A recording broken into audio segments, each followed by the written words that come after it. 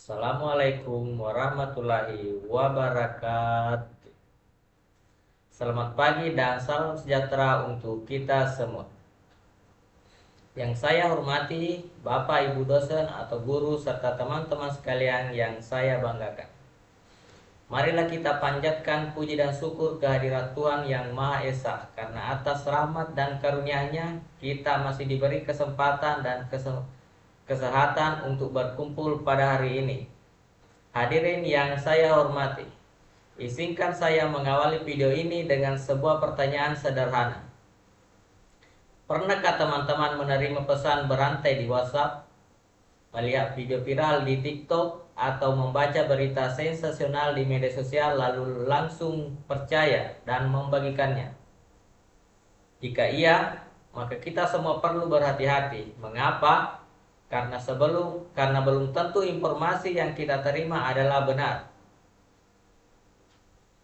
Menurut data dari Kementerian Komunikasi dan Digital, sepanjang tahun 2024 ditemukan 1923 konten hoax di ruangan digital Indonesia. Dan angka tersebut disebut hanya sebagian kecil dari jumlah sebenarnya. Di sisi lain, Indonesia memiliki lebih dari 143 juta pengguna aktif media sosial, yang berarti jutaan orang setiap hari berpotensi menerima bahkan menyebarkan informasi yang belum tentu benar. Data ini menunjukkan bahwa penyebaran misinformasi bukan persoalan kecil, melainkan ancaman nyata bagi masyarakat. Oleh karena itu, pada kesempatan kali ini saya akan menyampaikan pidato berjudul Generasi Digital yang Kritis, Melawan Misinformasi di Era Media Sosial. Hadirin yang saya hormati, serta teman-teman sekalian yang saya banggakan. Kita hidup di zaman digital di mana informasi bergerak sangat cepat.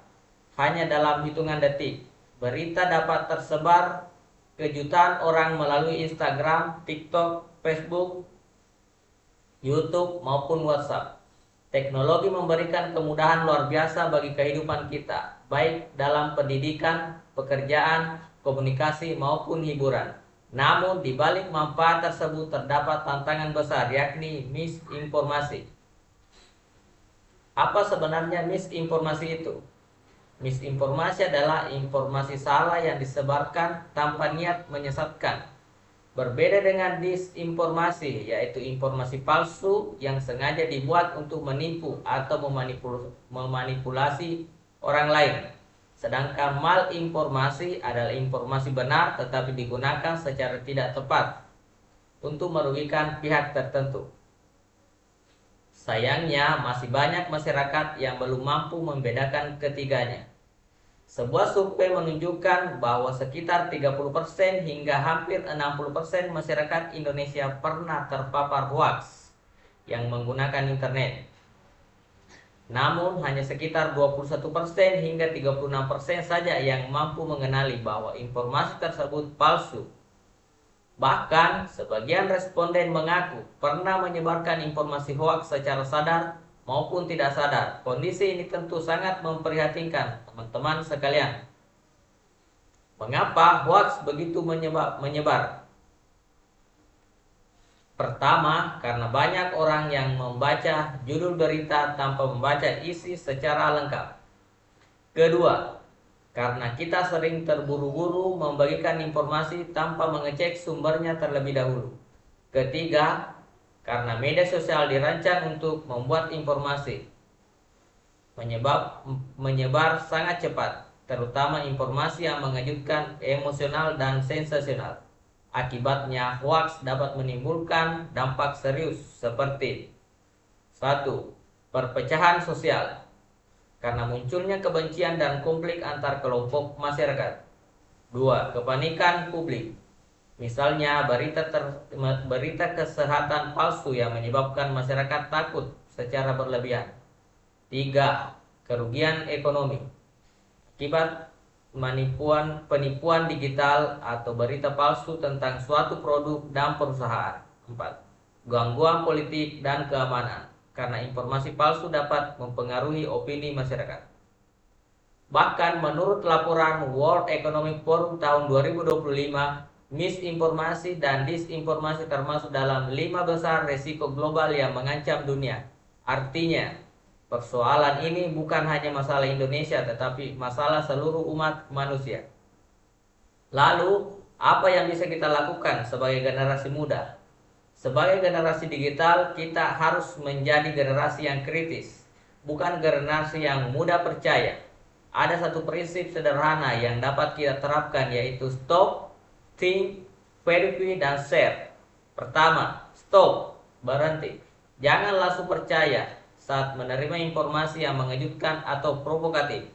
Kedua, think, berpikir. Tanyakan kepada diri sendiri, apakah informasi ini masuk akal? Apakah ada bukti yang mendukung? Ketiga, verifikasi. Periksa sumber informasi, bandingkan dengan media terpercaya atau situs pemeriksa fakta.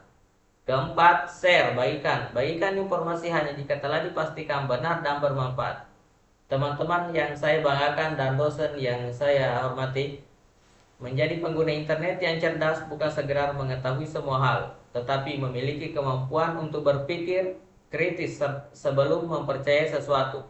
Kita harus menyadari bahwa semua klik tombol bagikan dapat membawa dampak besar. Informasi yang sangat dapat memicu keresahan, merusak reputasi seseorang, bahkan memecah persatuan masyarakat. Karena itu, mari mulai dari diri sendiri. Jangan menjadi bagian dari penyebar hoaks, tetapi jadilah bagian dari solusi. Hadirin yang saya hormati, sebagai penutup, saya ingin menegaskan bahwa di era media sosial ini, kita tidak cukup hanya menjadi pengguna teknologi, tetapi harus menjadi pengguna teknologi yang bijak, kritis, dan bertanggung jawab. Mari kita biasakan untuk berpikir sebelum membagikan informasi, memeriksa fakta sebelum percaya, serta menggunakan media sosial sebagai sarana penyebarkan pengetahuan dan hal-hal positif. Semoga kita semua dapat menjadikan generasi digital yang kritis, yang mampu melawan misinformasi dan menciptakan lingkungan digital yang sehat bagi masyarakat. Demikian pidato yang dapat saya sampaikan. Apabila terdapat kesalahan kata maupun kekurangan, saya mohon maaf yang sebesar-besarnya. Terima kasih atas perhatian seharian. Wassalamualaikum warahmatullahi wabarakatuh.